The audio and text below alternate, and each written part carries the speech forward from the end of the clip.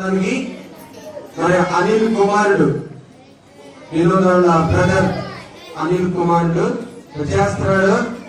లలిత్ కుమార్ బెనర్జీ చెప్తాడంతే. వాడు అప్పుడు పెద్ద జులపాలు ఉండేది. అడుగు